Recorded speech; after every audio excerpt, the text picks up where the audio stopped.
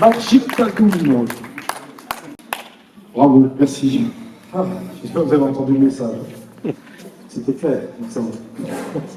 On vous retrouvera pour le final tout à l'heure. Merci Jean, merci à tous. Brandon, Laurence, Sylvain et Yann. Merci à vous. Je vous propose de commencer cet après-midi avec les Nous aussi. Les Nous aussi, c'est une association à nos chouchous, qui est très chère à Télémy notamment.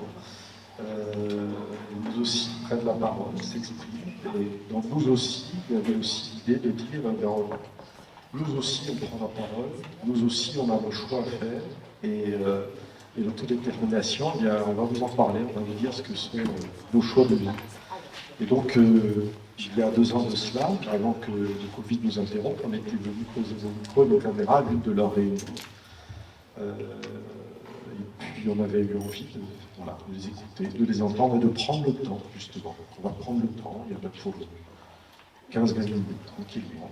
On va voir leurs échanges, on va les écouter, puis après, on en parlera tous ensemble.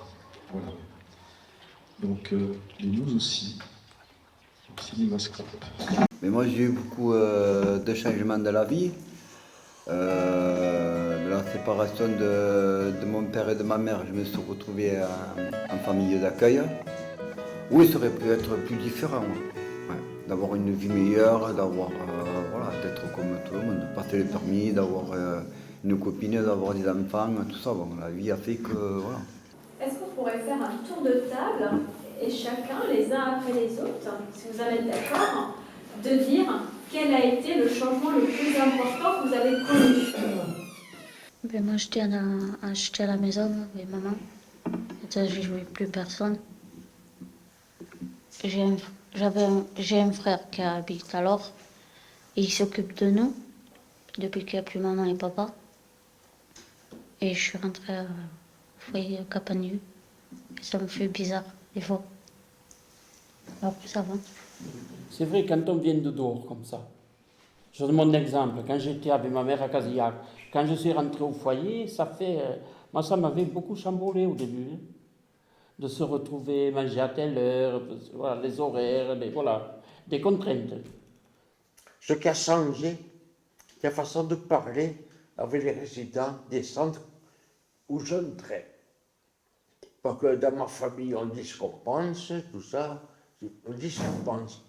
Et là, quand il y avait un problème, parce que c'était nouveau, je venais de milieu ordinaire, à 29 ans, je me trouvais dans une structure, je tombais chez des résidents, t'es pas, on dit, toi tu commandes pas.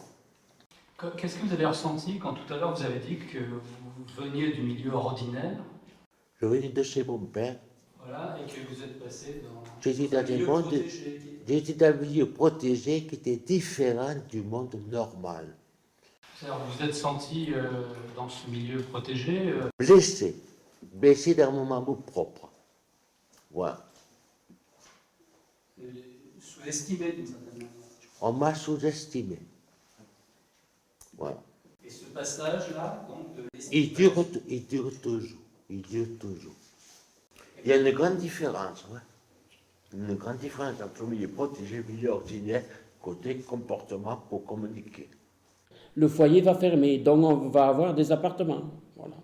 Ça, c'est un autre changement. J'y pense.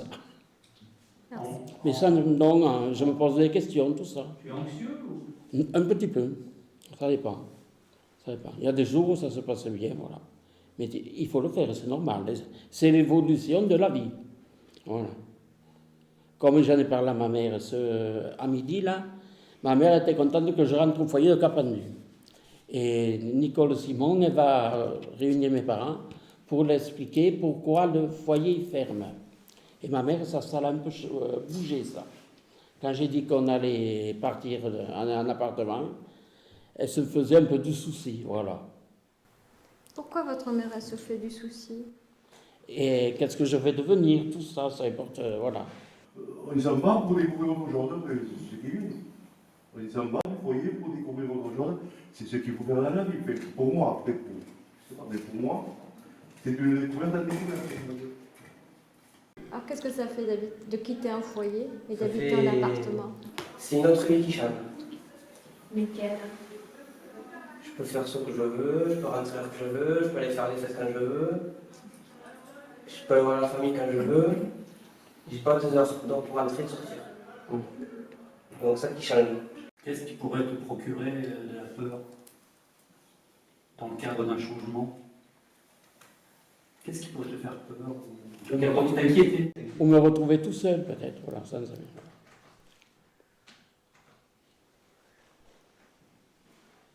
Te retrouver seul, c'est ça. Voilà, oui. Après, sinon, ça va. Ce qui veut dire que la disparition de tes proches, éventuellement, c'est... Ça me travaille, ouais. Je tiens beaucoup à mes parents, c'est vrai. Et je leur rends bien, hein. On va au restaurant, je leur paye le restaurant et tout. Hein. Madame Le Breton, elle les connaît bien, mes parents.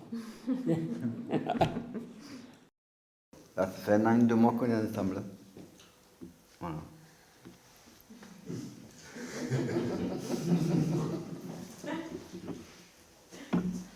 Nous, le projet, c'est, comme a parlé Alain tout à l'heure, c'est de partir de Capanu pour être, nous deux, en couple, moi et ma copine, être à Villemotoussou.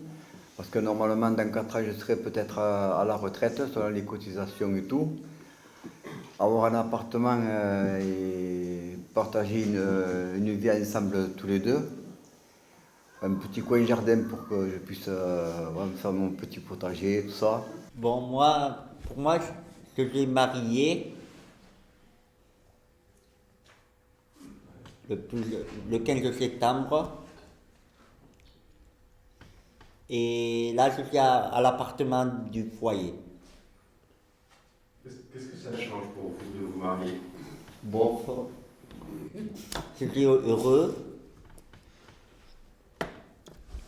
Le mariage, ça apporte du bonheur. C'est différent avant d'être marié et après? Qu'est-ce qui a changé? Les gens vous regardent différemment ou vous vous sentez différent? Qu'est-ce qui...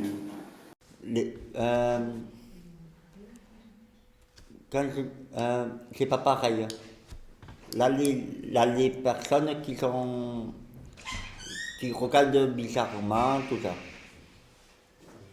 Et qu'est-ce que ça fait, le fait de se marier ou de ne pas se marier? Ça fait rien, mais ça pour à l'avenir. Pour plus tard que quand on part à l'appartement, pour être ensemble. Et puis c'est un grand changement, le mariage. Ça peut vous apporter, comment t'expliquer, du bonheur. Avoir certains droits que quand tu n'es pas marié. Vous avez des droits en tant que marié, un marié-femme. Hein? Oui. Même au niveau du foyer, comment expliquer, ça peut vous donner plus facilement de partir du foyer. Du moment que vous êtes seuls, deux, que vous entendez bien, que vous êtes mariés, ça vous donne des droits. Hein? Même par rapport au foyer, moi je pourrais à capable de me séparer, ça donne des droits. Voilà. Les mouteurs, il a dit que je ne suis pas encore capable de partir. Et toi, comment tu le ressens? Tu te sens capable ou pas? Moi, oui, je suis capable. C'est les mouteurs qui... Vous aimeriez un changement là? Oui. Moi, je suis un peu originale. Alors qu'est-ce que ça fait de vivre seul ou de vivre ensemble? C'est un changement aussi. Oui. Beaucoup de changements. Je me sens un peu heureux. Très heureux. Moi, je me sens heureuse. Alors qu'est-ce que c'est d'être heureux? Qu'est-ce que ça fait? Ça fait des choses? Oui, parce qu'on fait des choses ensemble, on fait plein de choses ensemble. J'ai eu pour raconter, j'ai eu des coupures souvent, et beaucoup de coupures, après revenu, reparti.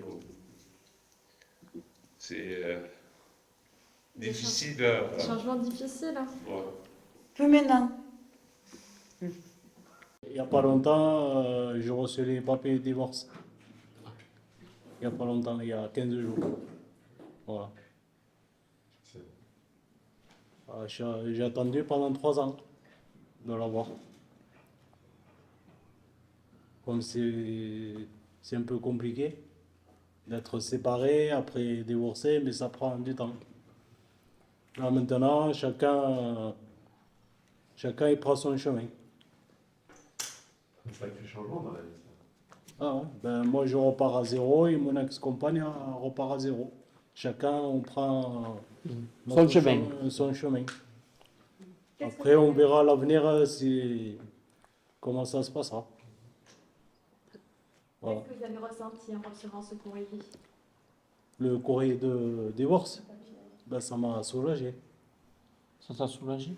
Ben, oui. Tu attendais vraiment, d'accord? Oui, j'attendais pour passer à une autre étape. D'accord. Voilà. Après, là, je suis bien soulagé. Là je suis tranquille. Mais avant, c'était entre les deux. J'étais pas bien. Le pire, c'est quand on est entre les deux du changement. C'est avant le changement et on n'a pas encore changé. C'est ça le plus difficile dans la vie. C'est quand c'est le franchissement de l'étape. C'est vraiment on franchit un passage, c'est ça. Surtout au travail, on n'est pas bien. Ça nous travaille au travail et on travaille de seul coup, ça bloque. On est ailleurs. Même le moniteur, il le voit qu'on est ailleurs. C'est pour ça qu'on a une psychologue au travail. Voilà. Je voulais en venir à ça, oui. On a une psychologue qui, voilà, c'est un souci, on va la voir. Et ça fait quel âge? Les enfants ont quel âge? 14-10 ans. Ah ouais, ils sont grands. 14-10 ans, oui, 14. Il y a aussi la mesure de protection. Il y a eu des changements. Parce qu'avant, vous aviez une mesure de tutelle. Ouais, moi, je suis curatelle. Donc ça veut dire que maintenant, qu'est-ce que ça fait? C'est une autre vie aussi. C'est autre chose aussi. Est-ce que vous vous sentez grandi Oui. dans ces changements? Oui. Est-ce que c'est aussi prendre des risques? C'est un peu oui. Est-ce qu'il y a des moments où vous vous êtes dit, ah, voilà, c'est peut-être un trop grand changement? Est-ce que j'aurai les capacités? Est-ce que je vais y arriver? Est-ce que des fois vous avez douté? Douter un peu. Je confirme, hein, Loïc, c'est un fonceur. Il a énormément d'ambition, étape par étape, marche par marche. Mais c'est quelqu'un qui va très loin. Mais donc, quand tu as eu 18 ans, qu'est-ce que... Quand j'avais 18 ans, ben, j'étais content et j'ai dit là, je peux aller voter. 18 ans, c'était le vote. Pour moi. C'est ça qui était 18, le vote. Et là, pour passer notre code, le permis.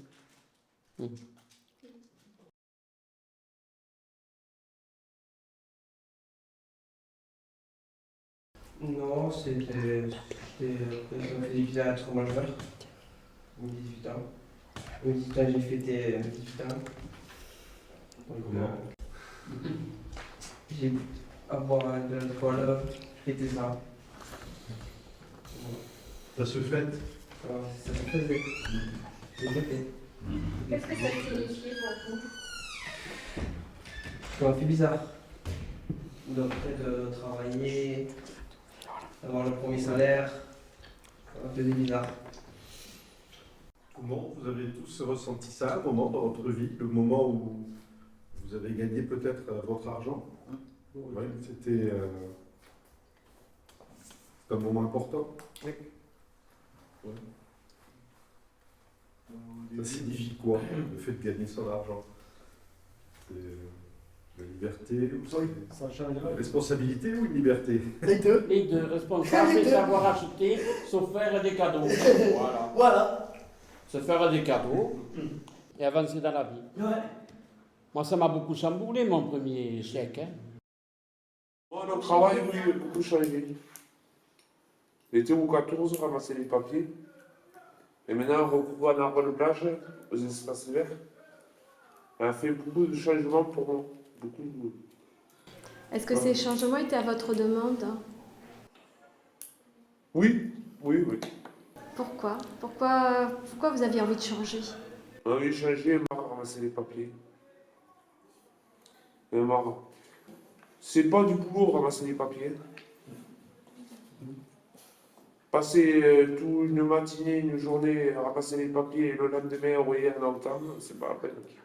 C'est pas du boulot, c'est pas du boulot. Les espaces verts, là, le plaît, ça va. Les espaces verts, c'est mon métier. C'est mon métier.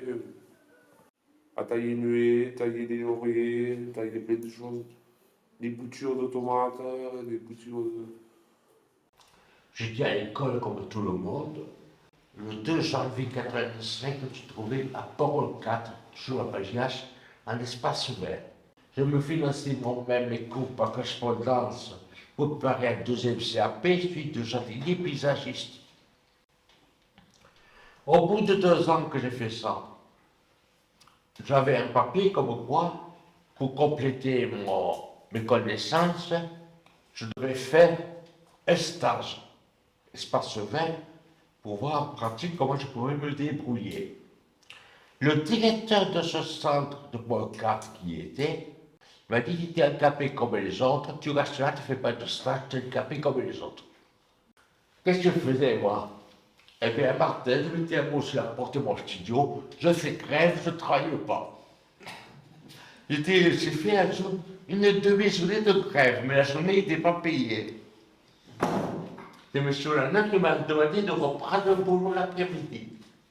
Et comme ils ont vu ça, ils m'ont expédié à Narbonne à Narbonne, une deuxième fois, à milieu fermé. Je suis tombé sur le docteur, le responsable de l'hôpital de Narbonne, M. Castick.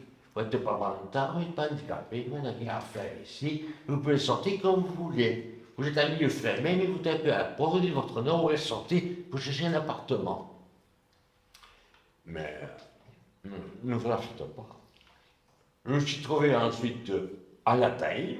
Je remercie à la taille de m'avoir recueilli, ainsi que M. Biffre, qui était mon curateur de la TDI. Et maintenant que je suis à la retraite, je suis tranquille. Après, plus tard, à la retraite, on verra. Encore le temps. Oh, vous avez le temps. Oui. Ah ouais. Et bon, encore le temps. Encore, je me sens bien pour travailler. Normalement, jusqu'à 62 ans, il faut que je travaille. Ça dépend des personnes. Physiquement, tu te sens bien? Oui, pour le moment, ça va. Très bien. Quand je travaillais comme agent d'entretien à Capendu, je voulais rester jusqu'à 60 ans, à l'âge de la retraite. Un curateur que j'avais à l'époque m'a dit non, ça n'a pas assez. Je lui ai dit, ben maintenant tu te reposes. À 57 ans, je suis parti. Vous ne vouliez pas? Ben non. Quand tu ne voulais pas. Oh, c'était un peu dur au début. Hein. Et puis je me levais de bonne heure pour prendre le bus pour aller travailler à Carcassonne. Et du jour au lendemain, ça m'a fait drôle de travailler, repartir le lendemain à la retraite. Moi j'étais habitué tout le temps à travailler, depuis l'âge de 14 ans j'ai travaillé alors. Tu as travaillé un jour de plus. Le lendemain de la retraite, je me suis levé quand même. J'ai dit, mais il faut que j'aille travailler. Oh là là. J'ai vu le bus partir. J'étais perdu. À la retraite, j'ai appris 2 ans avant la retraite que M. Attabin m'a parlé de nous aussi. J'y vais. Il fait qu'on peut s'auto-présenter et représenter les copains. Donc je suis à la retraite, j'y vais régulièrement à chaque rendez-vous. Parce que je ne travaillais pas et je peux venir un après-midi sans problème. Merci Alain de m'avoir fait connaître nous aussi. Voilà. Tu es très bien avec nous. Et que ça dure. Que ça dure. Voilà. Et on a été filmé aujourd'hui. Et on a été bien filmé aujourd'hui. J'attends que je me remplace aujourd'hui.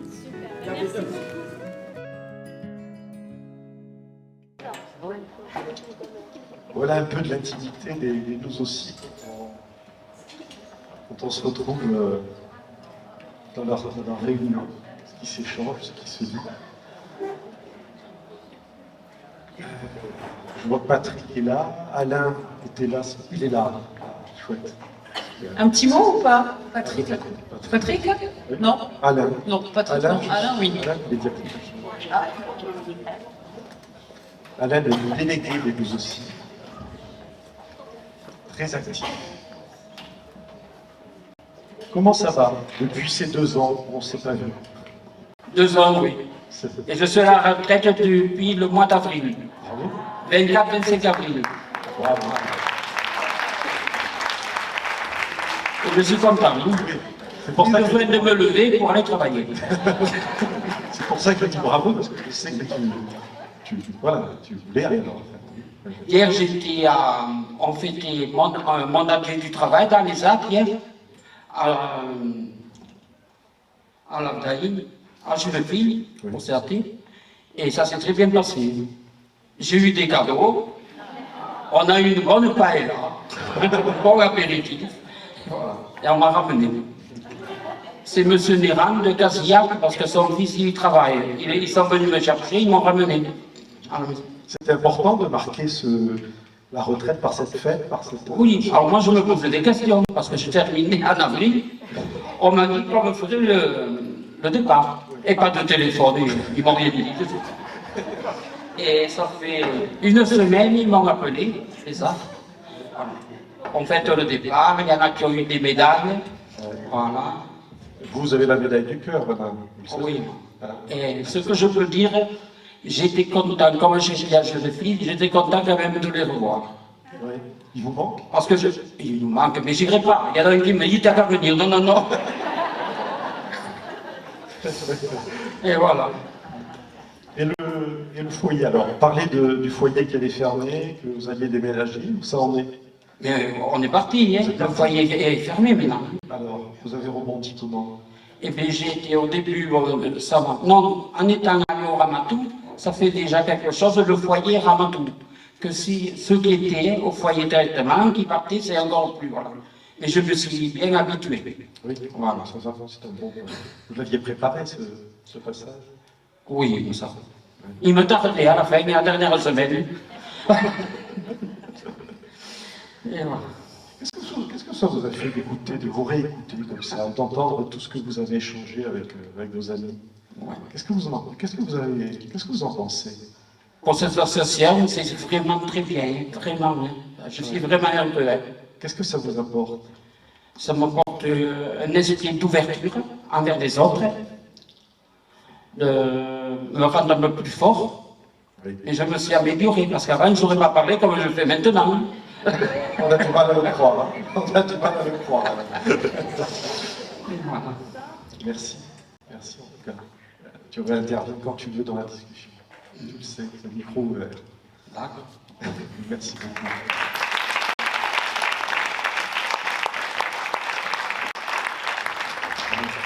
Il y a eu beaucoup de thèmes hein, dans ce moment de discussion. Il y a eu le passage à la majorité, le passage au logement, le travail, la retraite, enfin tout ce qui fait la vie de tout le monde et qui prend des dimensions parfois beaucoup plus importantes et qui demande parfois des accompagnements particuliers. Qu'est-ce qui vous a interpellé? Est-ce qu'il y a quelque chose dans ce que vous avez entendu, qui à un moment vous a fait un peu rebondir, ouvert la paupière? Oui. Le micro arrive. Bonjour, je m'appelle Frédéric Cunet. Je suis à la retraite de soins depuis 2 ans et demi. Ça fait 3 ans. Et c'est vrai de rentrer là-dedans, c'est dur. Parce qu'on ne connaît pas les personnes. Et c'est à s'y adapter petit à petit. Je suis arrivé. Avec le temps. Voilà, avec le temps, voilà. Voilà. Comment vous êtes arrivé là? Et je suis arrivé parce que je suis un ancien travailleur de l'ESAT lésinien et j'étais pas bien et alors on m'a mis dans tout le foyer de vie, voilà. D'accord. Et depuis, je suis bien, j'ai un vélo électrique, j'ai tout maintenant, je suis heureux, j'ai la télé, j'ai tout maintenant. Voilà. Merci, merci.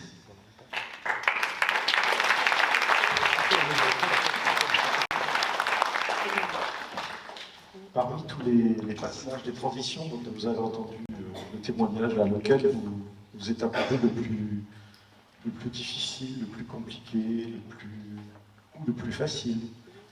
Vous qui en avez profité, et puis vous, professionnel, dans quelle situation, quelle est la situation la plus facile à anticiper? Notre deuxième grand témoin, Laurence. Ah, Laurence, merci. Je rappelle, Laurence, que le coquelicot est vendu et que le dauphin est encore en vente. Je voulais dire par là, le plus qui m'a choqué, c'est quand même monsieur qui dit qu'il prend la retraite, avec plusieurs qui sont comme assis sur une table autour, mais ils disent que, enfin, comment dire ça, c'est triste, quoi, pour eux, d'en arriver là. Il n'avait pas envie de l'apprendre. Non, et puis en plus de ça, ça m'aura pas été mauvais souvenir, très très mauvais souvenir.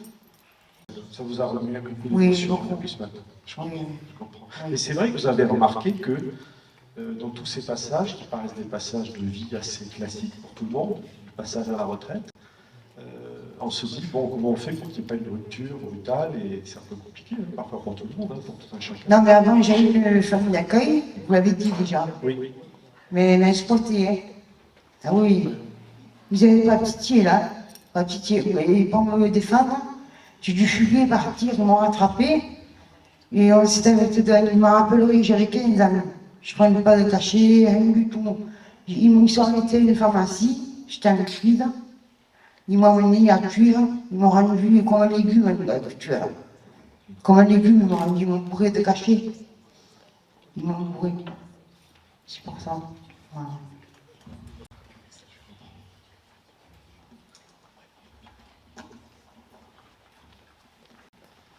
Moi, peut-être, je vais reprendre sur la sémantique, sur les mots, parce que quand on voit le témoignage, on entend quand même milieu ordinaire, milieu protégé. Et c'est pas le langage des gens, ça. C'est le nôtre.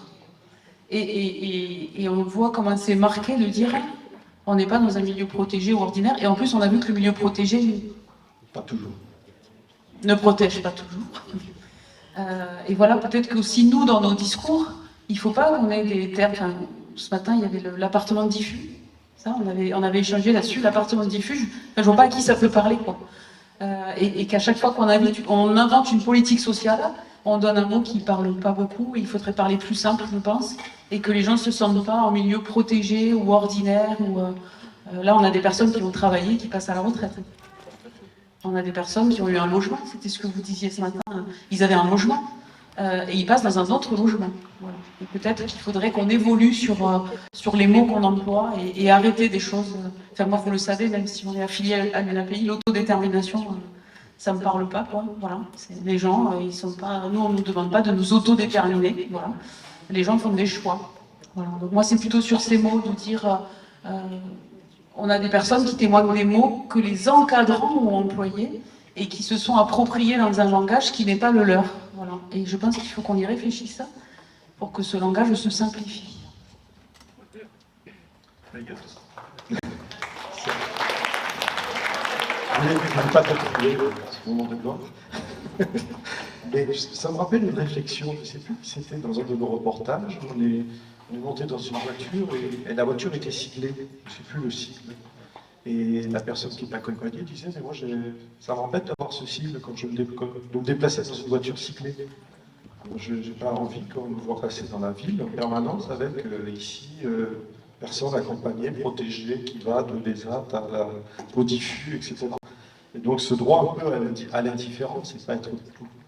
C'est des choses auxquelles on peut ne pas penser comme ça naturellement. Et ça c'est pas d'argent, c'est juste beaucoup y penser, peut-être. Et peut-être qu'en ce qui concerne les mots et les sigles, c'est qu'au fond, les institutions, ceux qui prodiguent des aides, ont besoin de signifier dans le paysage, à la fois par les mots et à la fois par des logos, que des choses sont faites. Et c'est pour marquer, enfin moi je le vois comme ça, c'est pour marquer. Mais effectivement, une voiture siglée, c'est soit l'ambulance ou la police.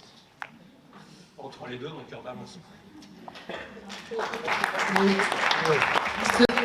On étiquette les marchandises. Michel, je vous avais pas entendu depuis ce matin. Michel, le sens de la formule. Hein. Ça doit bouillir. C'est de l'homme Frédéric. Excusez-moi. Ah bah non, ici on prend la parole. Depuis que je suis curatelle, on me donne qu'on appelle ça, de décompte. Parce qu'on a de relevé de compte. Voilà. D'accord. On dépasse pour le loyer, tout ça. Le loyer, le téléphone, ça je le paye moi-même. Et depuis que j'ai la curatelle, ça a été dur au début, mais je me sens mieux. Quoi. Je me sens mieux. Je ne m'occupe pas des papiers, je ne m'occupe de rien, c'est la curatelle. Ça vous simplifie la vie. Voilà, ça me change la vie. Et en même temps, vous regardez un œil sur les comptes. Oui, mais le vôtre va des comptes. Voilà. C'est important de garder le regard sur sa vie, sur ses comptes. Oui, ça a été dur au début, mais après ça a commencé à rentrer. Ça a rentré, on l'accepte pas tout à fait voilà. après. Ouais, voilà. C'est difficile. Merci beaucoup. Alain, je crois redemander la parole. Ah, pardon, oui, le temps que tu avais le micro, Alain. Deux mots pour les voitures et les cycles. Quand mon fils a commencé à travailler, habité Villemoustossou et il travaillait à l'ESA de Peloutier. Mais très vite, il a refusé de monter dans la voiture des hirondelles et il partait à vélo.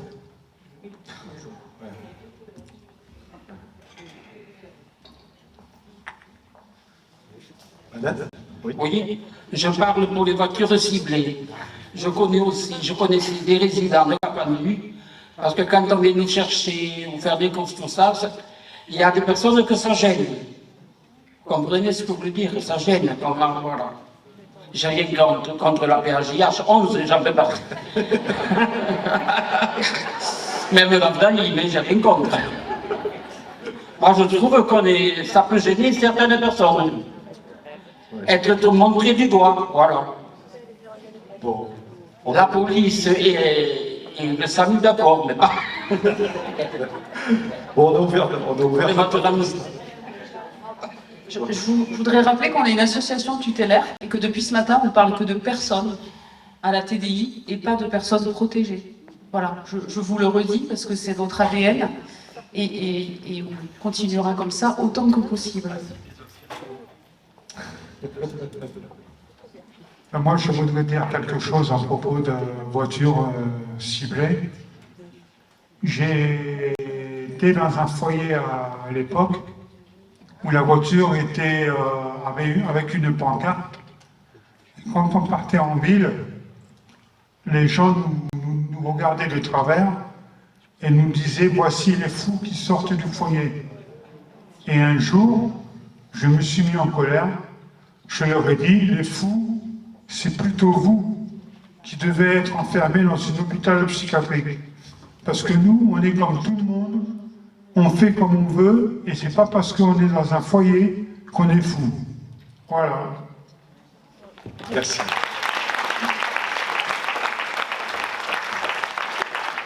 Bon, vous allez tous prendre vos raclettes, et à partir de lundi, il n'y a plus de logo sur les voitures. On s'engage à ça, on va être concret, parce que là, ça demande... ça te fait du... Ah, alors oui, le graphiste... Vous voyez, c'est compliqué, hein, c'est compliqué. Mais tu feras des autocollants pour les dossiers, puis l'intérieur des bureaux, voilà. Bon, moi, je prends engagement pour vous. Geneviève. Quand je suis partie à la retraite en 2016 à cause d'une grosse maladie que j'ai eue, et il me tardait de partir à la retraite. Parce que les monitrices à cette époque-là, ils n'étaient pas trop gentils avec moi. Et maintenant, je suis contente d'être à la retraite et d'aller au GEM. Je se retrouve 67 à l'Édiéba. C'est important le GEM. Oui, c'est important le GEM. C'est une famille pour nous. Oui. Voilà. Et ainsi que la TDI, c'est une famille pour moi. Voilà. Bon. Le GEM, c'est alors, groupe entraide mutuelle. C'est une association pour les gens qui sont seuls, qui ont tout autre problème. On prend rendez-vous, on paye 2 € le repas, on mange en collectivité. C'est très bien, tout le monde participe à la vaisselle, fait ainsi de suite. On fait des sorties aussi, cinéma, bowling, des séjours aussi. On a une coiffeuse maintenant, qui me coiffe très bien. J'allais vous le dire, Geneviève. J'ai fait. Oui, tout à l'heure. La dernière fois, pour tous ouverts, on a fait. J'ai participé à un spectacle pour le confinement. Là, on prépare un autre spectacle pour portes ouvertes.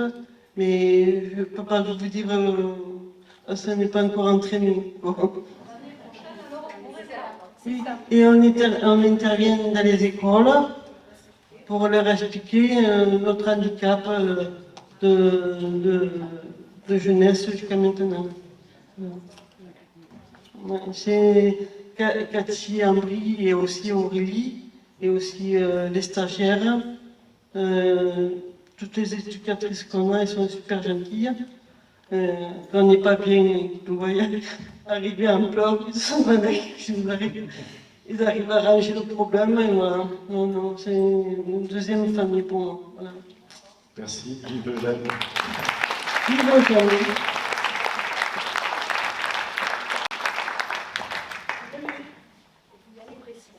Et le week-end, c'est ouvert ou c'est fermé?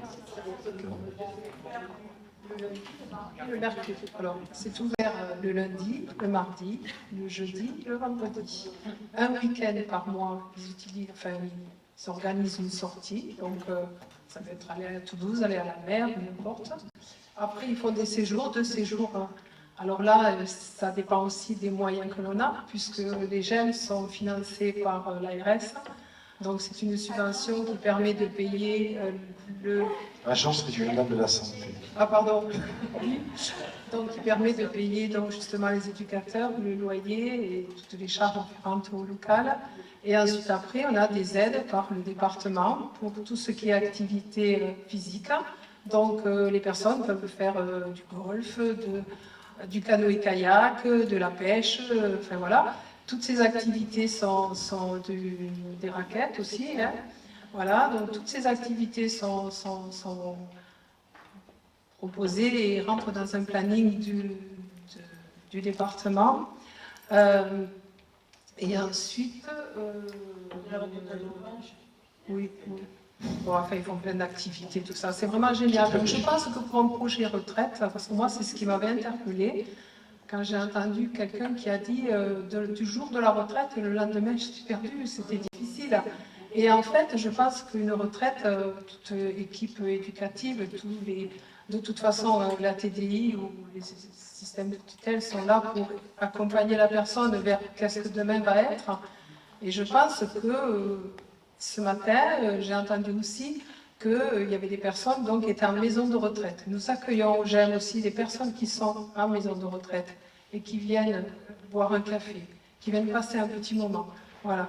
Et ce qui est très important, c'est de travailler en équipe interdisciplinaire. C'est-à-dire que tous les professionnels doivent travailler ensemble et c'est comme ça que les personnes sont heureuses et se sentent dans une famille, qui est une maison. Voilà. C'est tout ce que je peux en dire. Ça ouvre de 10h à midi et de 14h à 16h. On va à l'heure où on veut. Si on veut manger, on mange. Si on ne veut pas manger, beaucoup de gens de passage. On boit un café et on ne reste pas. Un rendez-vous. Fixe, voilà, c'est pas quelque chose de. On ne dort pas là-bas. Et à peu près 30 personnes par jour interviennent. Donc, passe au GEM. Donc, c'est important. Oui, c'est important. Voilà. Merci. Merci beaucoup. Quand je suis rentré dans le foyer, pour moi, ça a été tout nouveau parce que j'étais jamais dans un foyer. Je ne savais pas ce qui s'était passé dans un foyer. Et quand je suis rentré, un accueillement content. Bon accueil, vous êtes senti bien. Voilà, l'accueil. Et j'ai eu un accueil, on m'a fait à Capendu, on m'a fait, le jour où je suis parti, on m'a fait plein de cadeaux à Capendu, on m'a faire des tasses, des trucs comme ça. Après, je suis rentré au foyer de vie, ça a été, au début, ça a été vraiment dur parce que ça a fait aussi un changement, trop changement, oui. Et là, depuis maintenant, il n'y a pas de problème. Je les aide par les éducateurs, je les aide par une psychologue qui est au foyer, et j'ai vraiment des aides très bien. L'ancienne tutrice que j'avais avant, comment on appelle ça, elle m'a beaucoup aidé pour entrer aussi là-dedans. Voilà, parce que je ne pouvais plus travailler, je ne pouvais plus rien faire. Alors, du coup, on m'a mis dans un foyer de vie. Et c'est là que je suis bien. Ouais, c'est bien. Voilà. Merci.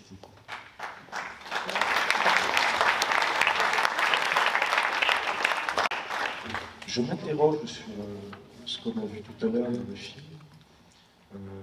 Quand Patrick témoigne et dit moi je ne voulais pas partir à la retraite, on m'a dit pas à la retraite, mais moi j'étais bien encore à mon travail, j'avais 57 ans. Alors je sais que la loi dit qu'une personne en situation de handicap peut partir plus tôt, donc c'est plutôt fait de façon bienveillante, hein. Mais la bienveillance, c'est d'écouter les personnes. Alors, qu'est-ce que c'est par rapport à ça? Moi, c'est un truc qui m'échappe un petit peu. Quelqu'un qui est-il obligé de partir à la retraite à un moment de cette façon-là? Je ne sais pas, légalement. Légalement, on n'est pas obligé de partir à la retraite. Bon. C'est tout? C'est tout. Le c'est tout veut tout dire. D'accord. Non, non, mais moi je... Ça veut dire que le projet n'est pas... J'aime pas ce projet, en tout cas. L'envie n'était pas celle-là, mais certainement que l'ESAT a jugé que... Ça, je sais pas, juste... Oui, non, sur l'ESAT... C'était généralement, je voulais savoir si... C'est dommage sur quelqu'un qui a peut-être envie et qui a la capacité de continuer de travailler, qui se retrouve du coup... Qui s'épanouit dans son travail, qui dit le lendemain, je prends plus le bus, et en fait, il ne se passe plus rien. Je l'entends comme ça, moi, dans le témoignage. Voilà, on peut s'interroger sur comment ça s'est fait. Après, je ne sais pas le détail. Il n'y a pas d'obligation de partir à la retraite, même si certains sont très contents. Alain. Voilà. Et pas que Alain. Voilà. Voilà, c'est un choix. Et c'est très individuel. Voilà. Alors, on a avancé sur les autocollants sur les voitures, il n'y en aura plus à partir de lundi. Pour la retraite, on part à la retraite quand on exprime la volonté de partir à la retraite. Si vraiment on n'a pas envie, ben, on voit comment on peut continuer. Et Françoise, voilà. Oui, donner des plaisanteries. C'est surtout les autres propositions. Moi, je proposerais volontiers qu'on confie les voitures avec des sigles à l'atelier peinture création qui a fait le hall d'accueil de la TDI. Et puisqu'on est dans les voitures, effectivement, tout à l'heure tu as demandé qu'est-ce qui vous a le plus frappé. Alors frappé, en tout cas il y a deux choses sur lesquelles je voudrais vraiment rebondir. C'est la question du permis et des moyens de déplacement qui, dans un milieu rural, est amplifié si on est à Paris ou si on est à Montpellier ou à Toulouse. Il y a déjà toute une variété d'accessibilité possible. Là, quand on n'a pas de permis, quand on ne peut pas passer le permis, quand il n'y a pas de perspective, j'étais très contente d'entendre Frédéric, je crois, dire qu'il avait un vélo électrique. Voilà. Je trouve qu'il faut qu'on trouve des moyens alternatifs d'autonomie sur les déplacements pour les personnes dont on peut penser qu'elles ne seront pas aptes à passer le permis, parce que sinon ça réduit leur champ des possibles drastiquement, vraiment. C'est pareil pour les déplacements, pour participer à l'association Les Nous Aussi ou ailleurs, ou le GEM, le groupe d'entraide mutuelle. On y avait pensé, ça obligeait quelqu'un de faire, on se met sous la dépendance. Enfin, bon, ça me paraît vraiment hyper important. C'est vrai, et je me souviens aux assises du handicap, il y a quelques années de cela, quelqu'un qui avait dit, mais moi c'est super, j'ai plein de dispositifs, je peux faire du sport, je peux faire des trucs, mais je suis obligé d'y aller à des heures où il n'y a personne. Et je ne croise pas la vie ordinaire, les gens qui vont faire du sport à la sortie du boulot, je ne les vois pas, parce que je ne peux y aller qu'entre 14h30 et 15h30. Et ça modifie complètement la perception que l'on a de sa vie sociale et de la façon dont on s'intègre. Oui, il y a une question de chronicité de vie qui ne se rencontre pas. Qui ne se rencontre pas, c'est exactement ça. Et je crois que c'est vraiment... Puis la deuxième chose, c'était, j'en avais parlé ce matin, je voulais parler un petit peu de la question de l'inclusion, parce que il y a avec les sigles et avec les nécessaires intitulés, moi je n'ai pas tout à fait compris, par exemple, pourquoi c'était hyper important de passer de la notion de secteur à la notion de territoire, mais je suis sûre qu'il y a une cause financière essentielle. Mais en tout cas, les mots, il faut les intégrer, les sigles aussi, et ça demande une sorte...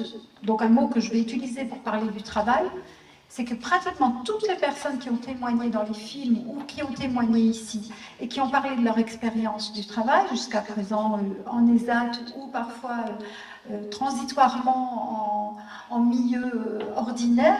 J'ai recueilli là, entre midi et deux le témoignage d'une dame dont le fils nous a gentiment servi la restauration, a participé et qui a dit qu'à un moment, il avait été dans une société, après une ascension inclusive excessivement aidé. Il avait enfin obtenu un travail dans une société type Sodexo avec reconnaissance de travailleurs handicapés et que le rythme imposé et les exigences qu'on avait vis-à-vis de lui et pas vis-à-vis des autres, voilà, avaient fait que finalement, merci les actes de m'accueillir. C'est-à-dire que moi, je pense que c'est pas l'inclusion à tout prix, quoi. Et puis, c'est même pas le travail à tout prix.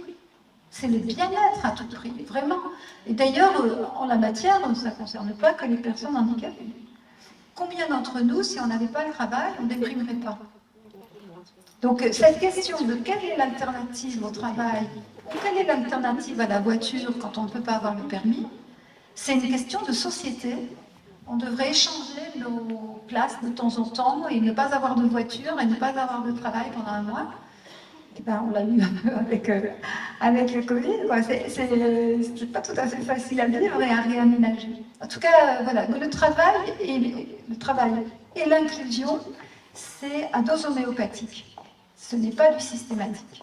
C'est vraiment selon les personnes. Il y a des personnes à qui ça va très bien, il y a des écoles qui savent accueillir. Puis il y a des écoles qui ont peur, il y a des écoles... Voilà, c'est comme ça, c'est la vie. On ne peut pas homogénéiser par un décret. Donc, voilà, je crois toujours... je pensais tout à l'heure, vraiment, l'autonomie.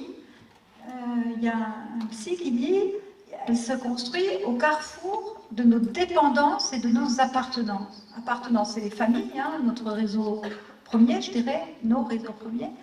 Nos dépendances, c'est pas du tout ne pas avoir de dépendance, c'est savoir les gérer. Et il ne faut pas croire, il ne faut pas confondre liberté et autonomie, hein, ou indépendance. On peut très bien avoir beaucoup de dépendance, ne pas avoir le permis, mais avoir un vélo électrique. Moi, je suis montée dessus, sincèrement. C'est bien, dit-il. C'est un peu flippant, dit-elle. Et tout à l'heure, j'ai essayé de suivre le rythme du djembé. Je me suis dit, non, je ne peux pas. Ça ne marche pas.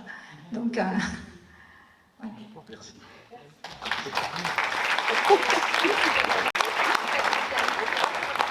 C'est vrai que là, on ouvre des choses de réflexion qui peuvent un peu perturber, parce que l'inclusion et une conquête, il y aura une problème, parce que justement, il faut s'interroger sur avant tout le bien-être des personnes. Et s'inclure dans leur milieu, aller dans l'autre sens. Parfois, nous inclure dans un ESAT, quand j'étais en CMP, j'allais boire un café de temps en temps au groupe d'entraide. Pardon, centre médical, bravo. Alors là, facile, hein, bon. Juste je dis au revoir à Alain, qui doit nous quitter, et je le remercie encore énormément pour sa participation. Vraiment. Merci Alain. Oui, non, je le disais, les professionnels peuvent aller boire un café au groupe d'entraide mutuelle. On peut, voilà, on dit est-ce qu'ils peuvent revenir à l'IME? Oui, mais il y a des personnes de l'IME qui peuvent aller à CESAC, vous voyez, de l'Institut médico-éducatif. C'est la fin de la journée. Non, je veux dire, nous aussi, on peut bouger et s'inclure un petit peu dans certaines démarches, je sais pas, de coexistence, on va dire. Mettre de la souplesse, du mouvement dans tout ça. Mais moi, je vois les professionnels qui disent oui, mais vous savez combien notre secteur est compliqué, difficile. Alors, si vous me demandez en plus d'aller d'aller boire le café au gel, plus gérer les tutelles, plus gérer les accompagnements, et il faut. En tout cas, c'est une intention. C'est déjà une intention. Oui. Oui, je reviens sur la voiture qui est vraiment, pour certains, un projet de vie, comme mon fils, c'était ça. En fait, je l'avais laissé tout à l'heure sur son vélo, il a usé 3 scooters, 3 voitures sans permis, et il est arrivé au bout du compte à avoir son permis pour une voiture automatique. Succès énorme dans sa vie. Et oui, et ça a bouleversé complètement son autonomie, sa capacité à choisir ses activités et sa vie sociale, j'imagine.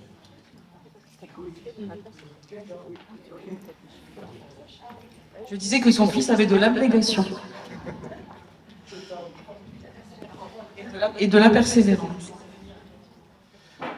Parmi tous ces témoignages que j'ai eu tout à l'heure, on a vu qu'il y avait des moments marquants dans la vie.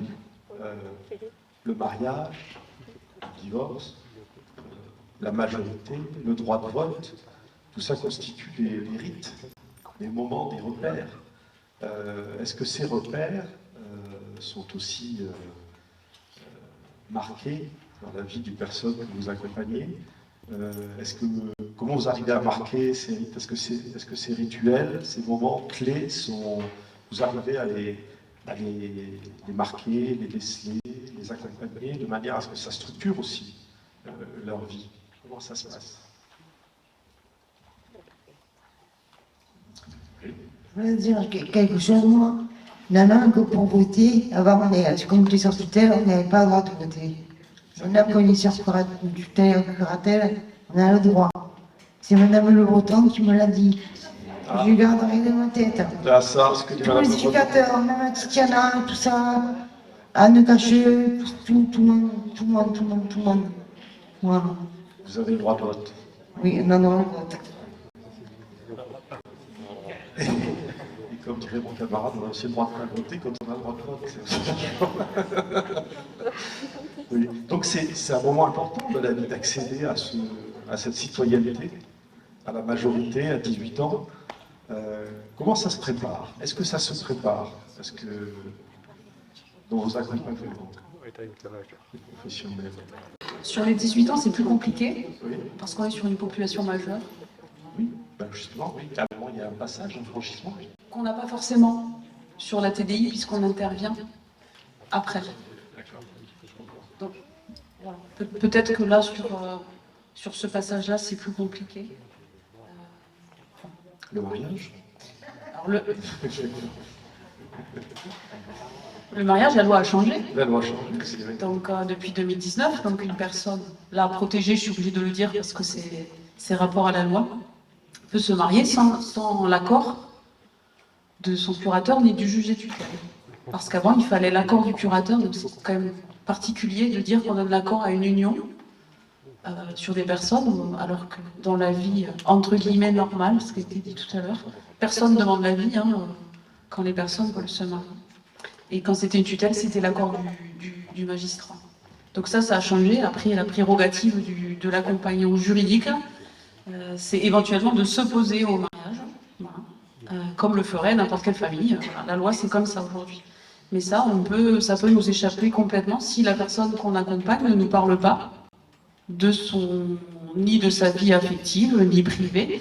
Et elle doit avertir, dans la loi, elle doit avertir son curateur qu'elle va se marier, mais tout ce qui se passe avant, on peut passer complètement à côté, si dans la relation qu'on a avec la personne, on n'est pas dans cet échange. Par contre, on peut être dans l'échange et l'accompagner, mais on peut le louper. Pourquoi? Ça dépend de la personne, elle se livre, elle se livre pas, de la relation qu'on crée ou qu'on ne crée pas. Voilà. Il n'y a pas de règle préétablie. Mais... En tout cas, c'est compliqué quand on accompagne quelqu'un de lui dire, et votre vie privée, comment ça se passe? Donc ça veut dire que ça doit venir dans une communication, dans une relation qui se crée. Voilà. On avait évoqué l'idée du temps de la loi et du temps du corps des personnes. C'est-à-dire que la loi marque des cheminements, 18 ans, etc., etc. Et on est parfois sur des situations où la maturité, on n'est pas prêt, etc. Compliqué aussi à gérer ces passages différés, où c'est attendre que l'on soit prêt à... Comment on fait? Jean?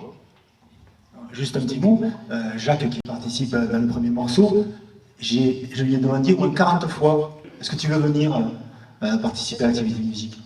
Il s'est décidé au mois de juillet, je suis arrivé, j'ai demandé ça depuis septembre l'année dernière. Voilà, c'est pour... Bon, après, il ne faut pas lâcher, mais bon, il faut toujours être là. Et attendre. Mais le temps, oui, on court toujours après.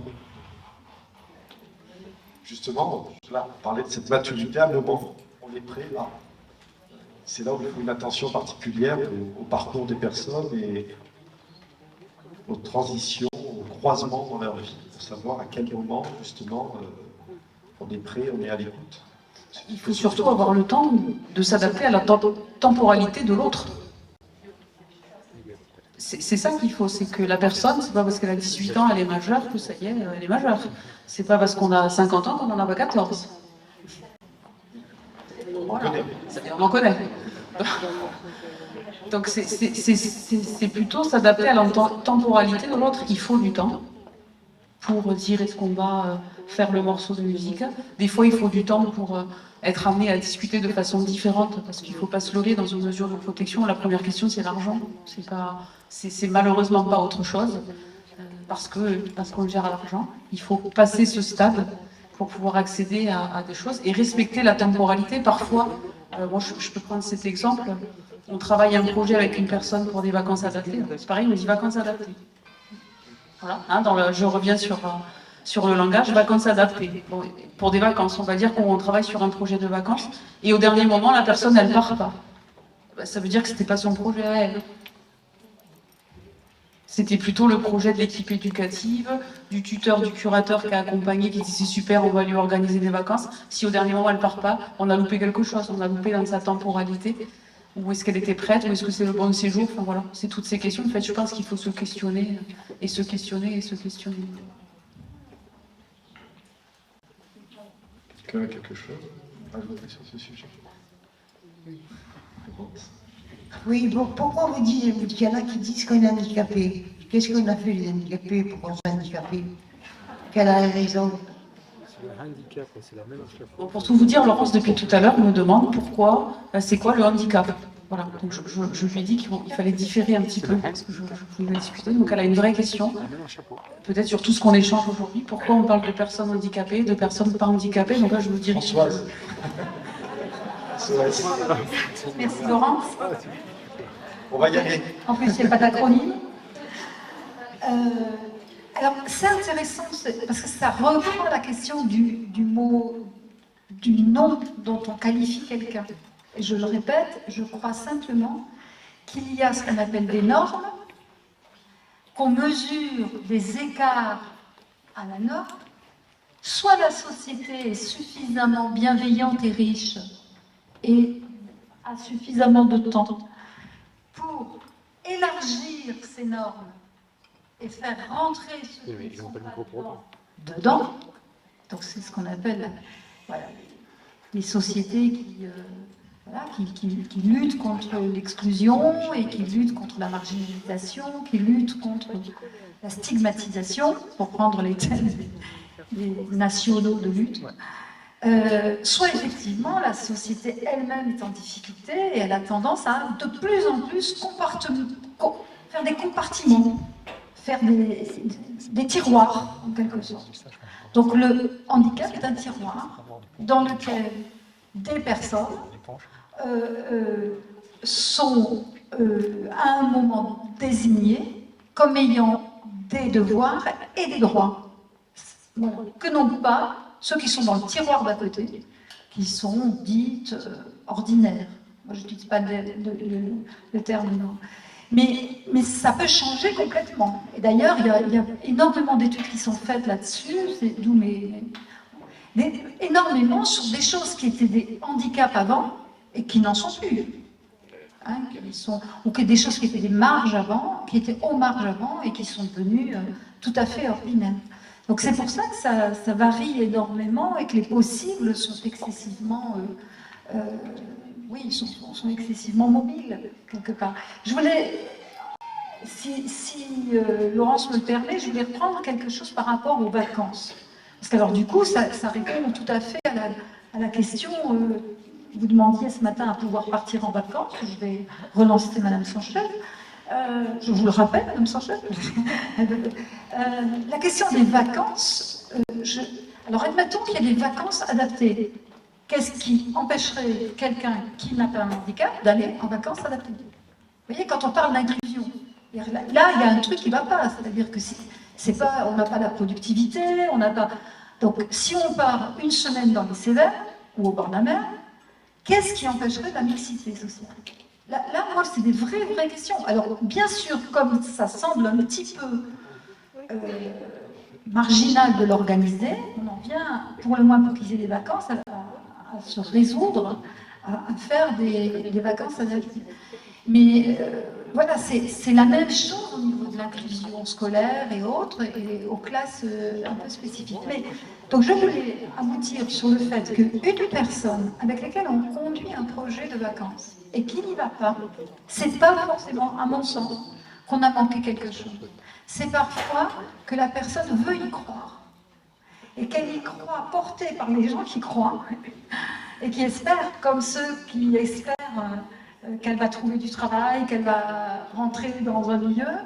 On y croit tellement, et là, les personnes sont tellement sensibles au plaisir qu'on a d'y croire, qu'en fait, elles disent oui, et puis au dernier moment, elles constatent, mais elles ne peuvent pas l'anticiper, elles constatent qu'elles ne peuvent pas partir.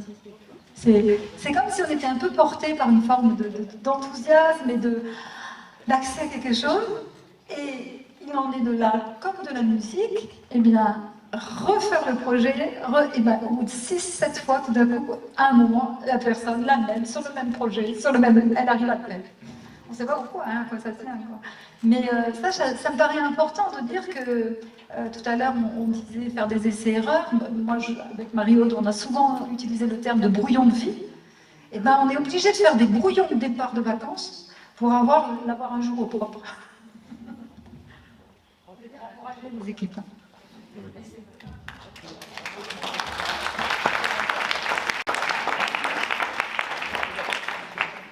Non, je croyais. Je vais le faire, Sylvie. Anne-Marie. Alors Michel n'ose pas, excusez-moi, elle disait le premier tiroir, c'est les femmes.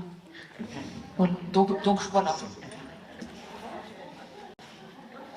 Anne-Marie devant. Oui. C'est là. Pour rebondir ce que vous disiez aussi, maintenant on peut noter qu'il y a plus d'associations. On évite ces cases ou ces étiquettes.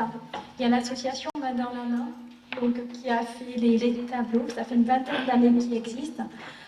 Main dans la main, pour dire on va faire de la poterie, de la peinture, mais qui est ouvert à tout le monde. Des personnes retraitées, des personnes qui ont eu une vie peut-être plus difficile, plus chaotique. Voilà. Et donc, il n'y a pas une étiquette ou un public ciblé. On peut le voir aussi dans les domaines sportifs aussi, où il peut y avoir des enfants avec des difficultés au niveau sur la motricité qui vont être accueillis partout aussi. Donc, je trouve que la société, quand même, elle accepte, elle devient plus tolérante. Et là, c'est un grand pas aussi.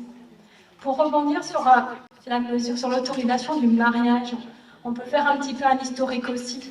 Avant, la femme, elle devait demander l'autorisation à son propre père. Voilà. Et donc, la mesure de protection aussi, elle vient d'avoir été gérée en bon père de famille. Donc, on peut voir qu'il y a quand même un côté positif où la personne, elle peut se marier, et en cas de désaccord, qu'il y aura un recours auprès du juge. Donc, ça progresse, tout doucement, mais ça progresse. Quel espoir. Mais gardez la parole 2 secondes, parce que depuis ce matin, on entend la parole émerger. Et tout à l'heure, en déjeulant, quelqu'un m'a dit c'est rare d'avoir cette parole spontanée, sans filtre, qui s'exprime de toutes les personnes. Quels sont les lieux de parole libre, spontanée, auxquels vous avez accès, vous, les professionnels, pour entendre en dehors de votre relation personnelle, hein. Pensez aux nous aussi, par exemple. C'est un exemple dont tu t'es occupé longtemps et peut-être que tu aurais... Je sais que ça te très bien, ils doivent te manquer un petit peu. Ça me tient à cœur. Ouais. C'était le but. Et les nous aussi, c'était déjà un lieu de rencontre, un lieu d'échange. Peu importe le parcours, que ce soit des personnes retraitées, des personnes en activité, des personnes qui habitent en foyer ou qui vivent en appartement, seules. Enfin voilà, c'était vraiment un moment d'échange où les personnes pouvaient déposer ce qu'elles avaient à dire. Et moi aussi. Et puis, il y avait énormément de questions, donc c'était aussi les informer sur leurs droits ou leur donner des indications sur où est-ce qu'elles pouvaient trouver l'information. Là aussi, je me suis aperçue qu'il y avait énormément de personnes qui voulaient venir, qui ne pouvaient pas être présentes à cause des transports, où elles étaient dépendantes aussi des fois du personnel, enfin de l'équipe, qui était déjà mobilisé sur d'autres missions et qui ne pouvaient pas venir sur Carcassonne. Donc le transport a été un véritable frein et c'est vrai que là j'ai pas eu de solution par rapport à ça et enfin je n'en ai aujourd'hui toujours pas. J'ai essayé aussi d'avoir une réflexion par rapport aux médias, mais c'est encore assez difficile. Enfin, tout le monde n'a pas accès à la technologie, aussi de savoir l'utiliser, moi-même. Même s'il y a eu des progrès, il y a encore beaucoup à faire. Mais voilà, en tout cas, ce moment de rencontre est une demande chez tout le monde. Et ce lien, je crois que le mot, je n'étais pas là ce matin, mais en tout cas, ce qui est très important, c'est ce lien, quel que soit le parcours de vie, quel que soit le chemin. Et pour mieux appréhender une étape à une autre, c'est qu'il y ait toujours ce lien.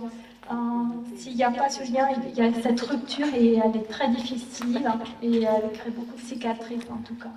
Donc ce lien est important. Donc, il se fait par les échanges, par la discussion et ces moments de rencontre. Donc ça c'est très important. Parce que je ressens pas. Merci.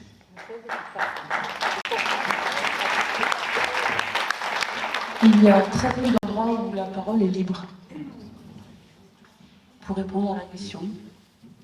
C'est vrai que quand on fait des reportages et qu'on va dans des foyers, etc., c'est vrai, il y a les CBS, les conseils de vie sociale. Amende. Conseils de vie sociale. Sociaux, social, de vie sociale. C'est vrai que parfois la parole que l'on a dans les reportages, quand on arrive à créer cette intimité-là, n'est peut-être pas la même que dans le CBS, où on se confronte à un cadre administratif, réglementaire, etc. Il y a toujours un écart. Et c'est peut-être dans cet écart-là que se situe parfois l'intimité, le choix de vie qu'on n'ose pas affirmer, ou qu'on n'a pas envie de prendre, et finalement on y va quand même. Donc c'est pour ça, c'est dans ces petits interstices, je me dis que c'est très sensible. Comment arriver à travailler sur ces interstices-là? Parce que donner la parole, on peut avoir l'impression d'avoir donné, mais encore faut-il que l'autre la prenne en toute liberté. C'est pas évident. Donc quand je vous vois travailler, quand avec Stéphane on va vous voir sur le terrain, etc., c'est toujours une question qui nous poursuit un petit peu. C'est à quel moment les personnes ont été libres et sincères dans leur expression. Voilà. Et... Un petit mot sur les mots et les choses, justement. Puisque on voit avec les sigles, avec les mots, ils servent en fait à transmettre des informations et à essayer d'attraper des situations. C'est pour ça que c'est rigolo. Par exemple, travail. Pour tout le monde, ça veut dire en fait emploi. Mais le sens du mot travail, c'est pas que l'emploi. Donc l'emploi phagocyté le sens du mot travail. Donc il faut faire très attention aux mots, c'est parce que il y en a qui le disent, et je pense que c'est assez juste, c'est performatif les mots. C'est-à-dire qu'on va dire des mots et ça va rentrer dans le réel et ça va modifier le réel. Donc il faut faire très attention aux mots et aux choses. Et puis pour l'inclusion, dans la philosophie, il y en a certains qui disent qu'il faut inverser les valeurs. En gros, vers où on regarde. Et quand on pense à l'inclusion, c'est-à-dire, toi handicapé, on te fait l'honneur de t'inclure dans nous pas handicapés. Attends, mais moi je veux aller bosser dans un ESAT. Moi je veux qu'on m'incluse dans un ESAT. Parce que dans un ESAT, on y bosse peut-être moins comme des cinglés dans d'autres trucs, où on est dans la productivité, où il y a les bullshit jobs, où les gens sont malheureux, etc. Donc, vous voyez, il faut inverser la perspective, quoi. La question des exceptions et des normes, quoi. Donc faisons attention aux mots et aux choses, et soyez vigilants dans vos activités.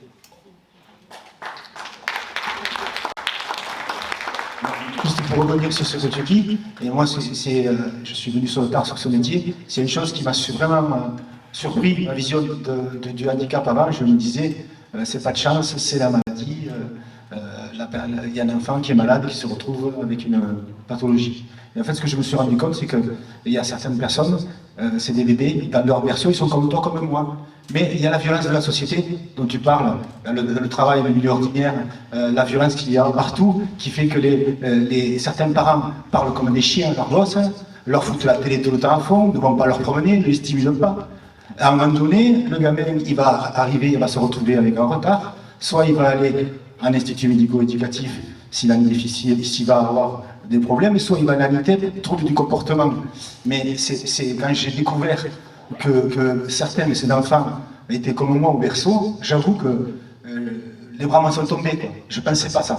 Et ça, c'est la violence du milieu ordinaire, je veux dire, qui déteint qui provoque des catastrophes chez les enfants. Voilà.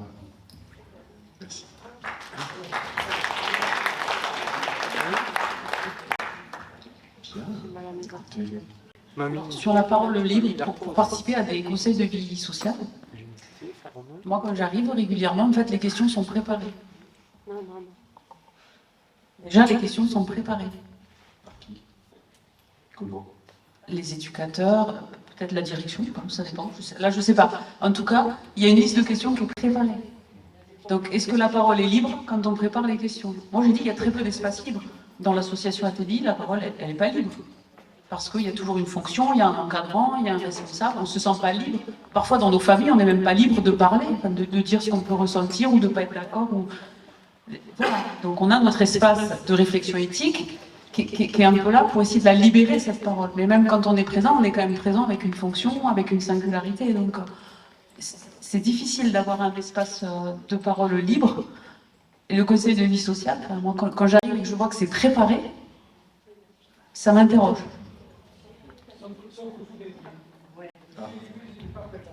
Attendez, le micro, c'est important. Au tout début, moi j'avais une prise idéale, il n'y avait rien de préparé, il y avait les éducateurs, mais en fait on faisait le conseil sur place. Et la parole, il avait les personnes du CDS, vraiment. Il faisait savoir d'ailleurs. Oui. Moi, ce que je voudrais dire par rapport à l'ESAT, c'est que j'ai travaillé pendant une vingtaine d'années dans un ESAT. Et quand j'ai rencontré des gens en ville et que je leur ai dit que je travaillais dans un ESAT, ils considéraient les ESAT comme des gens pour les fous. Donc moi, je leur ai dit non, c'est un ESAT pour des gens qui sont en difficulté ou pour les gens qui sont handicapés comme moi. Mais les gens, ils ne veulent pas comprendre ça. On se sent stigmatisé encore. C'est ça, on se sent pointé du doigt parce qu'on a un parcours qui est différent des autres, tout simplement. Oui, et moi, on m'a toujours pointé du doigt en me disant que j'étais fou parce que je travaillais dans un ESAT et que j'étais dans un foyer. Françoise, le micro arrive. Non, comme j'ai travaillé en hôpital psychiatrique, c'est pas grave non plus d'être fou. Il y a les ESAT pour les personnes qui ont des troubles de la santé mentale, c'est un handicap comme un autre. On peut être en dépression et dans un hôpital de fou, entre guillemets. On peut être... voilà, enfin... C'est uniquement un trouble de la raison, de la logique. Voilà. Ce n'est que ça. Et donc, on peut très bien avoir des personnes qui ont été en hôpital psychiatrique, en train de faire de la musique, avec des personnes qui ont un handicap type trisomie 21, comme on en a entendu parler ce matin, et une personne qui n'a pas encore dit tous les problèmes qu'elle avait et qui est soi-disant normale. On va faire de la musique ensemble, on fait de la peinture, comme tu l'évoquais, ou bien une personne qui est à la retraite, comme moi. Et ça, c'est des moments, enfin comme ces journées d'ailleurs, hein, je crois que ces moments où on circule tous ensemble, où on se trouve un petit peu comme l'autre, ça nous rapproche. Voilà. C'est dans la mixité qu'on peut trouver... Absolument. Quand on fait, tant qu'on continuera à faire des tiroirs, et en même temps, il faut parfois, puisque je le disais tout à l'heure, il faut aussi parfois des tiroirs. Il en faut pour les financements, voilà. Mais il faut aussi, à certains moments, des moments où on est entre nous. Il y a une personne qui le dit dans un film, et qui dit qu'elle n'a pas voulu aller dans je crois que c'était Asiana, qu'elle n'a pas voulu aller dans le monde du travail ordinaire, et qu'elle avait envie d'être avec d'autres personnes handicapées. Oui, ben moi c'est pareil, hein, des fois j'aime bien être avec mes copines. pour reprendre le tiroir.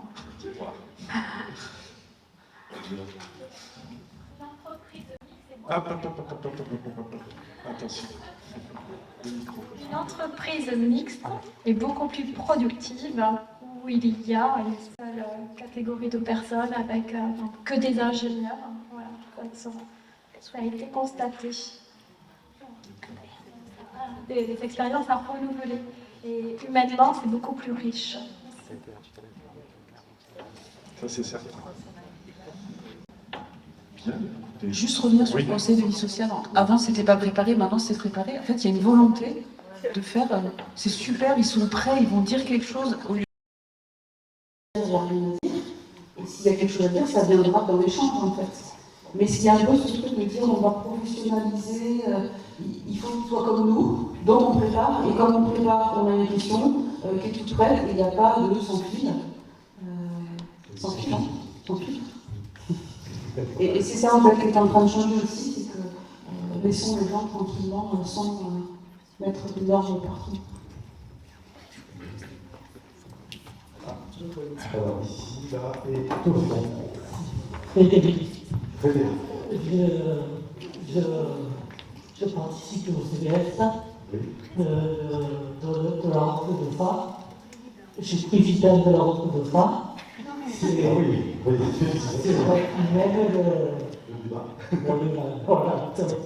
la réunion.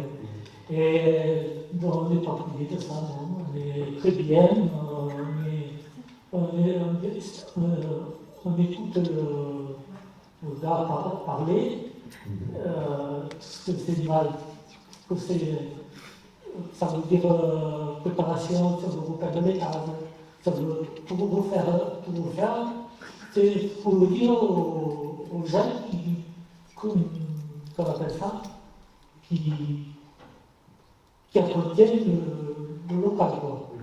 Et cet entretien le local, c'est de le faire, quoi. De faire pareil chez nous aussi.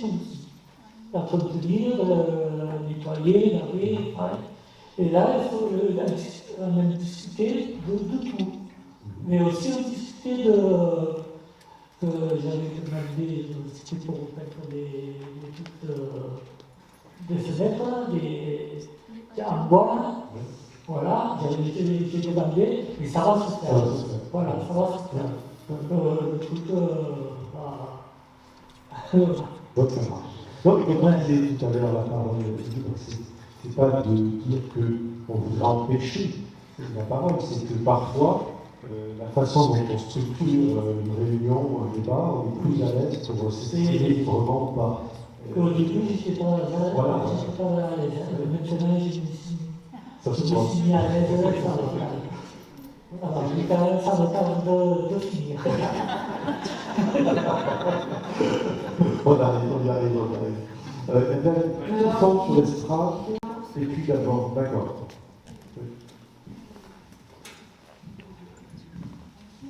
Alors, il me semble important que les choses soient bien posées, qu'elles soient bien comprises, pour qu'il n'y ait pas de différence entre la personne dite et la personne dite. Donc, nous, aux jeunes, bon, j'en reviens aux jeunes, je suis désolée, hein, je suis leur marraine de l'UNAFAM. Et donc, ce que l'on pose, on propose des choses. Et ce qui est important, c'est de sentir que la parole, elle est entendue, elle est comprise. Donc, je vous donne un exemple tout simple. J'ai proposé cette journée à TDI, voilà. Parce que déjà, ça me tenait à cœur pour les remercier de m'avoir accueilli et d'avoir pouvoir participer à plein de projets. Et merci pour les personnes que j'ai pu accompagner. Et ensuite, donc, cette journée me paraissait importante parce que c'était important qu'ils puissent entendre certaines choses. Et Geneviève, qui est la vice-présidente du GEN de Carcassonne, donc qui elle connaît très bien la TDI puisqu'elle est suivie depuis très longtemps et qu'elle en est très heureuse, que c'est sa vie et elle vous l'a dit jusqu'au bout de son chemin. Elle y tient et c'est voilà. Et donc je pense que moi je l'ai expliqué. Je leur ai dit voilà, la journée elle va être comme ça. J'ai envoyé par le message que j'avais reçu de Nadine ou de la direction en expliquant qu'est-ce qu'était la journée. Il y a des personnes, ce matin, je suis venue avec d'autres personnes. Ces personnes, ce matin, elles n'ont pas senti, elles m'ont dit, mais qu'est-ce qu'on fait là? On n'est pas comme ça. Je ne viens pas dit tout à l'heure, tant pis pour eux, parce qu'ils ont raté l'après-midi, et là, vraiment, ils avaient leur place. Donc voilà, mais les choses, je pense qu'il faut qu'elles soient vite. Et comme je dis ici, c'est important parce que ces personnes-là, que l'on peut stigmatiser n'importe, sont appelées pour aller à la droitière, expliquer ce qu'elles font dans un gène. Elles sont sollicitées à Charles-Cross, dans des écoles. Donc ça veut dire que quand même, à un moment donné, on les repère et qu'on a besoin de travailler. Donc on travaille tous ensemble. Et moi, maintenant qui suis une jeune retraitée, ben, je remercie parce que je vois une dame devant qui fait un sacré travail, donc l'espace senior, et qui propose plein d'activités pour qu'on puisse continuer justement ce chemin de ne pas être coupé par la retraite. Bon, enfin, voilà, bon, moi j'ai des activités, ça ne me gêne pas, mais je rencontre plein de gens qui justement, ça leur permet de pouvoir. Donc ce chemin, voilà, la personne, elle est, en 2001, la loi elle était là, donc la personne elle est au centre du dispositif. Moi j'ai fait une reconversion de travail, j'ai décidé de travailler avec des personnes à mobilité réduite ou handicapées. J'ai toujours pensé, quand le matin je partais travailler, au départ, je me disais, qu'est-ce que je vais faire avec eux? Oh là là. Et puis un jour, je me dis, mais non, laisse faire. Dans ma poignée de main le matin, je savais ce que la personne elle avait besoin. Et c'était ça qu'il fallait faire. Après, c'est plus difficile parce qu'il y a des moyens derrière. Donc, voilà, c'est toujours ça. Mais je pense que la réponse, c'est eux qui l'ont. C'est pas à se casser la tête. On a des diplômes, oui, bien sûr. Mais après, sur le terrain, c'est pas tout à fait pareil. Donc, les directeurs, c'est vrai, ils ont des sacrées missions pour les équipes et tout, on a toujours des trucs. Mais je pense que les personnes, il ne faut jamais oublier. La personne, c'est elle qui est au centre du dispositif, et c'est elle. Voilà. C'est tout ce que je veux dire. Comment m'exprimer avec ça?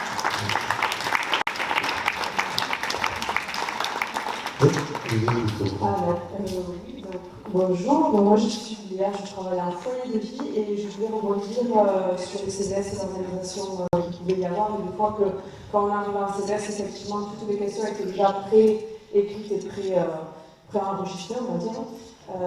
C'est vrai que c'est l'effet que ça fait, mais c'est pas l'effet qui est demandé, puisque quand on fait des CDS, notamment moi pour les foyers de vie sur Penautier, on fait quand même des groupes d'expression avant où on va vraiment avoir l'avis de tous les résidents qui sont accueillis sur le pavillon. Et effectivement, on a fait des présentations pour que ça devienne aussi en FAL, donc facile à lire et à comprendre. C'est vrai que jusqu'à maintenant, ces CDS sont très structurés et qu'on arrive maintenant à les rendre un peu plus dans les échanges et dans les questions autour voilà, d'un café, et c'est quand même mieux, mais voilà, c'est juste pour... Je rebondissais sur le sujet d'avant pendant que c'est important. C'est important, mais c'est la distance. C'est important. Merci. Bien. Écoutez, il est 15h13. Je vous propose 2 petites minutes, François, pour revenir rapidement une petite conclusion sur tout ce qui s'est passé depuis ce matin. Si des fois vous ne m'aviez pas vu, pour la conclusion, je viens. Car je me suis dit qu'on n'avait pas tout à fait bien intitulé la journée. Donc si c'est pour vous critiquer, François, c'est beaucoup pour cela.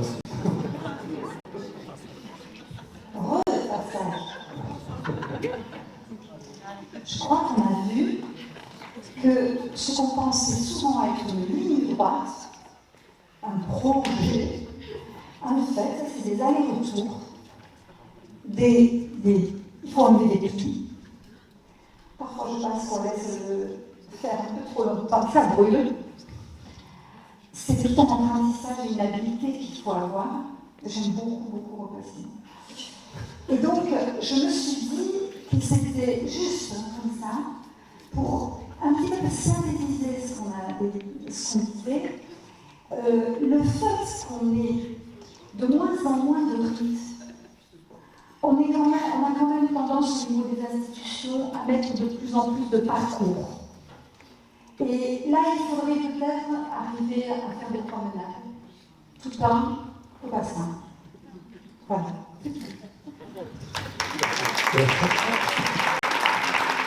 Merci. 2 minutes. Isabelle, c'est notre partie maintenant. Vous nous donner quelques mots de conclusion.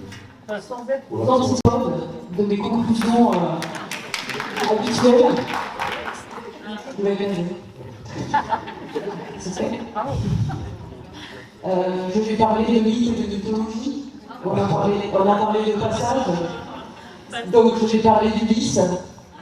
Heureux qui, comme Ulysse, a fait un si beau et long voyage, quelqu'un qui aurait 10 ans. Et on peut dire que sa traversée, ou en tout cas son odyssée ou son épopée, elle a été semée dans le bûcheron. Il a résisté à la tentation, on va juste faire celui-là, parce que pendant 10 ans, il y en a beaucoup. Voilà. Et la tentation, dans notre accompagnement régulier, ça peut être l'addiction, hein. Je veux dire, l'appel des sirènes, il est quand même régulièrement présent. Et nous, à la TDI, on est un peu comme Pénélope, qui remet tous les jours le métier à l'ouvrage, et qui accompagne cette traversée, et qui attend le retour, et la finalité, le retour, et donc d'être heureuse qu'il y soit revenu. Voilà. Merci.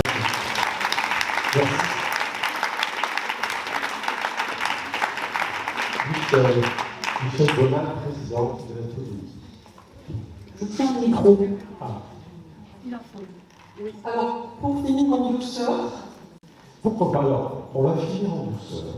Mais si jamais Jean et ses musiciens tout à l'heure, pour un final complètement dingue, alors avait envie d'exploser, c'est open. C'est ouvert. Voilà, Ok. mais en attendant, moment de douceur avec Michel. Alors, on m'avait proposé un titre, Le droit de rêver. Je ne suis pas sentie de produire moi-même un texte. J'ai pris appui sur le texte d'un poète qui s'appelle Yves Bonnefoy, dans un ouvrage Les planches courbes. Et il nous parle de la voie lointaine. Un chemin pour la rêverie. Je l'ai écouté, puis j'ai craint de ne plus l'entendre, qui me parle ou qui se parle. Voix lointaine, un enfant qui joue sur la route, mais la nuit tombée, quelqu'un appelle. Là où la lampe brille, où la porte grince en s'ouvrant davantage, et ce rayon recolore le sable, où dans cette ombre, rentre, chuchote-t-on, rentre, il est tard. Rentre, a-t-on chuchoté, et je n'ai su qui appeler ainsi du fond des âges, quel marâtre, sans mémoire ni visage, ou bien je l'entendais dans une autre salle. Je ne savais rien d'elle sinon l'enfance. Des années ont passé, c'est presque une vie, qu'aura duré ce chant, mon bien unique. Elle chantait, si c'est chanter, mais non, c'était plutôt entre voix et langage, une façon de laisser la parole errer, comme à l'avant incertain de soi. Et parfois, ce n'était pas même des mots, rien que le son dont des mots veulent naître, le son d'autant d'ombre que de lumière, ni déjà la musique, ni plus le bruit. Et je l'aimais comme j'aime ce son, au creux duquel régénérer le monde, ce son qui réunit quand les mots divisent, ce beau commencement quand tout finit. Syllabe brève, puis syllabe longue, hésitation de langue, qui voudrait franchir le pas du souffle qui espère et accéder à ce qui signifie. Telle est cette lumière dans l'esprit qui brille quand on quitte de nuit sa chambre, une lampe cachée contre son cœur pour retrouver une autre ombre dansante.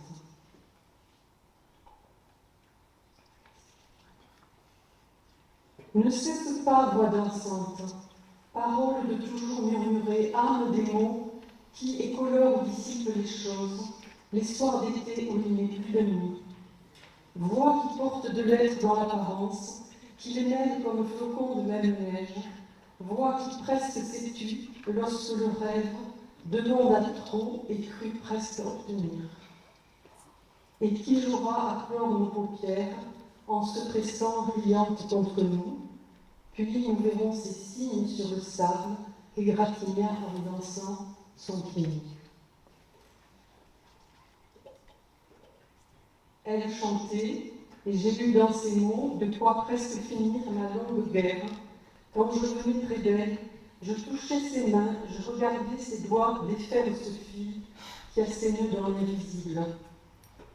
Était-elle dehors à jouer une simple servante enfant qui a charge du monde? Était-elle la parque qui aurait moins à mettre à mort qu'à mener sous des arbres, ou souriante, à qui serait près d'elle? Écoute, dirait-elle, les mots se taisent, leur son n'est plus qu'un bruit, et puis le bruit cesse. Bravo.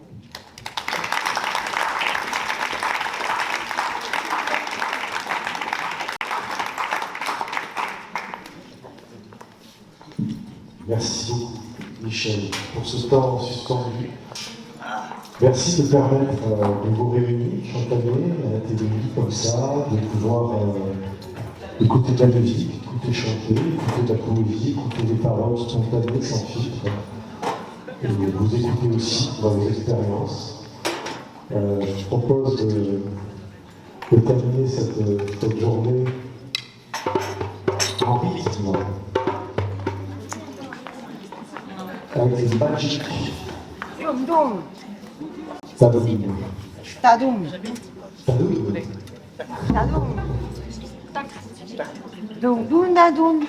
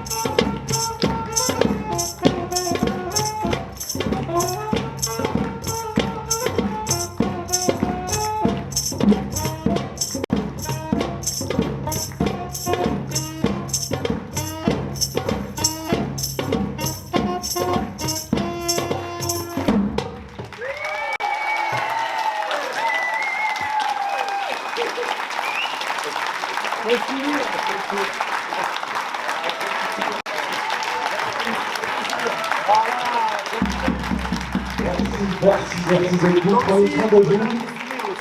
À l'année prochaine, peut-être. Et puis, très heureux que ce moment passé avec vous tous. À bientôt.